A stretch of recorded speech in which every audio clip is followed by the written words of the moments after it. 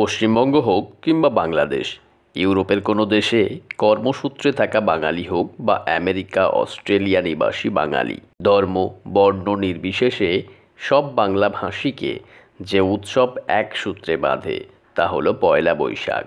বাংলা বছরের প্রথম দিন খাওয়া দাওয়া, নতুন জামা থেকে পছন্দের নিখাত বাঙালি সাংস্কৃতিক অনুষ্ঠান, হালখাতা কিংবা এলাকার বহু পুরনো মেলা একযোগে মেতে ওঠে আপামর বাঙালি।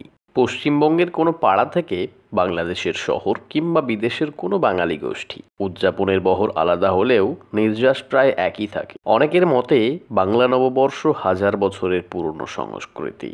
সত্যি কি তাই? পহেলা বৈশাখ কি আদৌ বাঙালির হাজার বছরের সংস্কৃতি ও ঐতিহ্যের অংশ?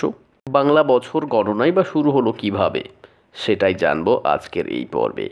তো একজন বাঙালি হিসেবে বাংলা নববর্ষ সম্পর্কে জানতে ভিডিওটি অবশ্যই শেষ পর্যন্ত দেখতে থাকুন এবং ভালো লাগলে অবশ্যই লাইক করুন। চ্যানেলে নতুন হলে চ্যানেলটিকে অবশ্যই সাবস্ক্রাইব করুন এবং ভিডিওটি সমস্ত বাঙালি বন্ধুদের কাছে শেয়ার করে ইনফরমেশনটি দেওয়ার চেষ্টা করুন।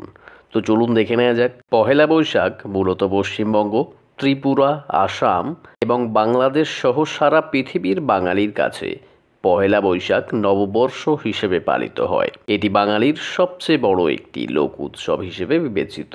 ভারতবর্ষে মুঘল সাম্রাজ্যের প্রতিষ্ঠার পর সম্রাটরা হিজরি সন অনুসারে কৃষি পণ্যের খাজনা আদায় করত, কিন্তু হিজরি সন চাঁদের উপর নির্ভরশীল হওয়ায় তা ভারতে সূর্যকে ধরে চলা হিসেবের সঙ্গে মেলে না। এদেশে সূর্যকে ধরে হিসেবের ভিত্তিতেই চাষ করা হতো, ফলে ফসল উৎপাদনের সময় খাজনা সংগ্রহ করা এবং গোটা প্রক্রিয়াকে মসৃণ করার জন্য কিছু পরিবর্তন করা হয়। খাজনা আদায়ের সুষ্ঠুতা প্রণয়ের লক্ষ্যে মুঘল সম্রাট আকবর বাংলা সনের প্রবর্তন করেন।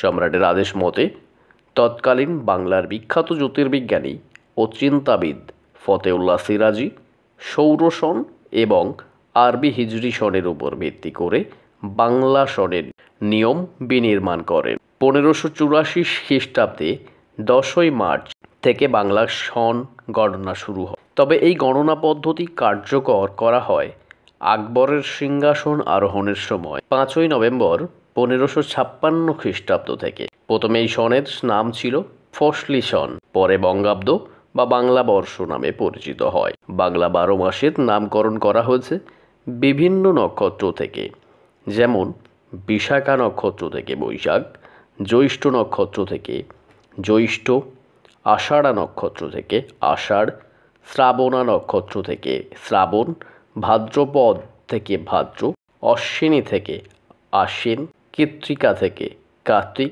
মৃগশিরা থেকে অগ্রহায়ণ, পৌষ্য থেকে পৌষ, মঘা থেকে মাঘ, ফাল্গুনী থেকে ফাল্গুন ও চিত্রা থেকে চৈত্র। বিশাখা নক্ষত্র অনুসারে বৈশাখ বর্ষপঞ্জির প্রথম মাস। সেই হিসেবে বৈশাখের প্রথম দিন নববর্ষ অর্থাৎ পয়লা বৈশাখ ধরা হয়। আকবরের সময়কাল থেকেই ইরানের নওরোজের অনুকরণে পয়লা বৈশাখের উদযাপন শুরু করা হয়। প্রথম দিকে একে নওরোজই বলা হতো। আকবরের আমলে প্রত্যেক চৈত্র মাসের শেষ দিনের মধ্যে খাজনা পরিশোধ করতে হতো। এর পরের দিন পহেলা বৈশাখে জমিদাররা প্রজাদের মিষ্টান্ন বিতরণ ও আপ্যায়ন করতেন। সব মিলিয়ে একটা গোটা উৎসবের সূচনা হয়ে যায় সেই সময় থেকেই। হালখাতার প্রচলন সম্রাট আকবরের সময় থেকেই। ব্যবসার হিসেব করার জন্যে শুরু হয় হালখাতার প্রথা। হালখাতা অর্থাৎ নতুন খাতা, পুরনো খাতা সরিয়ে নতুন খাতায় হিসেব নিকেশ লেখা হয়। পয়লা বৈশাখ সারা বিশ্বে বাঙালিরা অত্যন্ত উৎসাহ ও উদ্দীপনার সঙ্গে পালন করে। পয়লা বৈশাখের উদযাপন রমরমিয়ে চললেও এই দিনটির সঙ্গে যে সংস্কৃতি আর ঐতিহ্য জড়িয়ে আছে সেটাও অনেকটাই এখন ভুলতে চলেছে নতুন প্রজন্ম। বদলেছে সময়, পাল্টেছে প্রজন্ম, ক্রমশ ডিজিটাল হচ্ছে সব কিছু। বাঙালি বাড়ির দেয়ালে এখন আর বাংলা ক্যালেন্ডার ঝুলতে দেখা যায় না খুব একটা। তো সমস্ত বন্ধুদের জানাই শুভ নববর্ষ। আজকের ভিডিওটি এই পর্যন্ত। আবার দেখা হবে নতুন একটি আপডেটে।